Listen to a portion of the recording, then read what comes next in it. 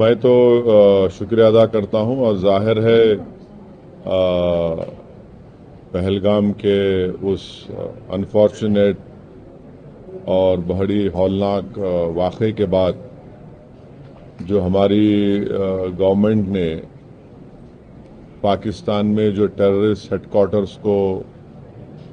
ان کو نست و نابود کیا اور پھر اس کے بعد سے جو حالات پیدا ہوئے آپ اور ہم جانتے ہیں، تو یہ بہت ضروری ہے کہ ہم جہاں کہیں بھی گورنمنٹ ہم کو بھجا رہی ہے، کیونکہ یہ گورنمنٹ آف انڈیا کی طرف سے ہے، اس میں تو کوئی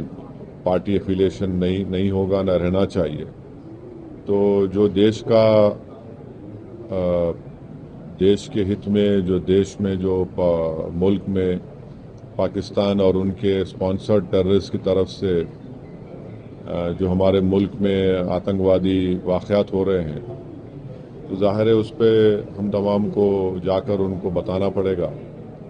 اور بھی ڈیٹیل میٹنگ ہوگی جانے سے پہلے ہماری، تو اس میں اور ڈیٹیل ہم کو باتیں معلوم ہوں گی۔ فی الوقت تو مجھے لگتا ہے کہ ہم کو تو بھارت کا جو سٹینڈ رہا ہے کہ ہم ٹیررزم کے خلاف تھے، کیونکہ ٹیررزم کے ہم وکٹم رہے ہیں، اور خاص طور سے ایک پڑوسی ملک بار بار ہمارے ملک میں آتنکواد بولیے، دہشت گردی کو یہاں پر پروموٹ کرتا ہے، سرپرستی کرتا ہے۔ تو یہ ان کو ان تمام ایک امپورٹنٹ کام ہے، اور انشاءاللہ میں تو پوری کوشش کروں گا اس ذمہ داری کو اچھی طرح نبھانے کی۔ دیکھیے، پہلے بھی جب اٹل بہاری واجپئی وزیر اعظم تھے، پھر اس کے بعد ایک ڈیلیگیشن گیا تھا، پھر اس کے بعد 2008 میں جب 26/11 کا ہوا، اس میں بھی اس وقت ڈاکٹر منموہن سنگھ کی سرکار نے ایک ڈیلیگیشن بھیجایا تھا۔ تو یہ ہماری ذمہ داری ہے، ہم پبلک کے ریپرزنٹیٹیو ہیں، جنتا نے ہم کو چن کر بھیجایا ہے، تو چن کر صرف یہی نہیں بھیجایا کہ ہم صرف اپنے کانسٹیٹنسی کے بارے میں بات کریں، بلکہ ہم لوگ بھارت کی عوام کو ریپرزینٹ کرتے ہیں،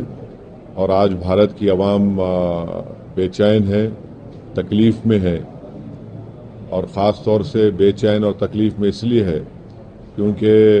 وقتاً فوقتاً یہ دہشت گردی کے آتنکواد کے واقعات ہوتے ہیں، اور پہلگام کے بعد تو اس دیش میں بہت زیادہ سب بھارت کے لوگ یونائٹڈ ہیں کہ ٹیررزم کو ختم ہونا چاہیے۔